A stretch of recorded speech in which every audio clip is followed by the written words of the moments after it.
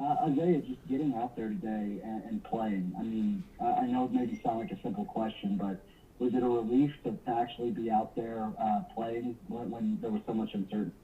Yeah, it was a big relief because like 6 months ago we never knew if we would be out here again this fall, and being able to actually play against another team in a different jersey, different color jersey, it felt good to finally release all that hard work we finally put in on that field, and I think we did a good job showing it today.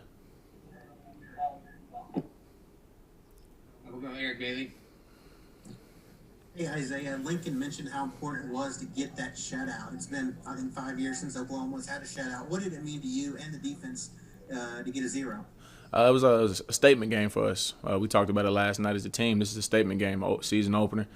We got standards on this defense, and as this team, and pitching shutouts is one of them, and holding our defense accountable to the goals we have set out for us. So it meant a lot for us to get a takeaway for one, and also to pitch a shutout because we preach 3-and-out takeaway each and every day, and for us to hold a team to zero, a goose egg for the first time in 5 years, meant a lot to us, and we take pride in that.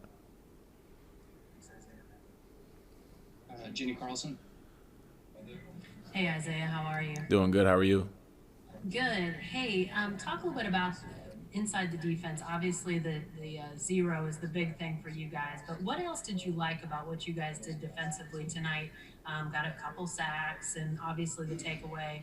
Didn't have many plays over 10 yards. Missouri State didn't. But what did you like about the performance tonight? I like the effort we had flying to the ball, especially in that opening possession. You seen our linebackers filling in gaps, our defensive line getting penetration. I love to see the energy and passion that we had flying around, taking pride in what we did this fall camp and this summer. So really our passion and energy flying to the ball and really attacking instead of being passive and taking advantage of everything we had. Thank you. We'll go with Joe Bedner.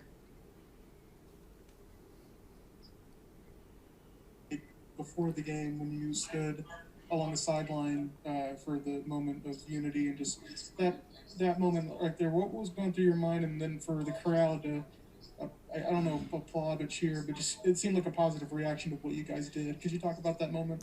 Yeah, we've known and we've seen what's been going on throughout this summer with the social injustice. So we took it upon ourselves to show that we stand for unity, and we stand for everything that's right. So for the crowd to be along with that and for the crowd to accept what we were doing, it was like a confidence booster. Like, okay, like we're making a step in the right direction. So it meant a lot to us for our fans to support us and for our team to come together and for the social injustices and to come together for unity. It meant a lot to us and obviously to our fans as well.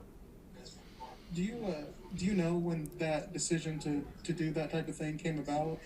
Uh, it was mainly throughout the summer. We talked about different ideas, different things to show that we stand for what's right, and we made that decision not too long ago, several weeks ago, I guess you could say, and we really just we went with it. I mean, despite the reaction of the crowd, what was going to happen, we were going to go with it because we know what we stood for, and we know what we were going to do out there. Thank you. We'll go Bob Brisbane. Another crowd question. Obviously not a huge crowd tonight, but what did you think? Atmosphere and how different did it feel for you? I didn't feel too different because the crowd brought that same energy that they would, whether it was 25% of the stadium or 80,000 people in there. And us coming out there, running out the tunnel, they were loud as can be. I mean, and it felt the same as it was before. Obviously, it didn't look the same, but for us, I mean, we didn't care if it was 80,000 out there or nobody out there. We could still feel that energy, and we brought energy upon ourselves as well because we got to come out there with that chip on our shoulder. But the crowd helped out a lot, and we could tell that they were there to support us, and we could feel that energy, and it didn't feel too different as it would compared to the 80,000. A few more for IT. Ryan Chapman. Hey, can you hear me? Yes, sir. So, Coach Grinch obviously stresses turnovers at stretches and times early last season. You guys played really well, but kind of had a turnover drought. What did it mean for the defense to get that interception there in the second half? Oh, it meant a lot. You could tell by our reaction after the play was over. That's what we preach the most. 3-and-outs and takeaways. I mean, it meant a lot to us to see that ball in the air and the Laren come down with the interception and all the energy and all the excitement came off that sideline and went to the field and to Delaire, and it meant a lot to us. We didn't have as many as we wanted, but it's a step in the right direction on what we expect to do with our defense. So we're going to build off that and obviously try to get more as the season goes.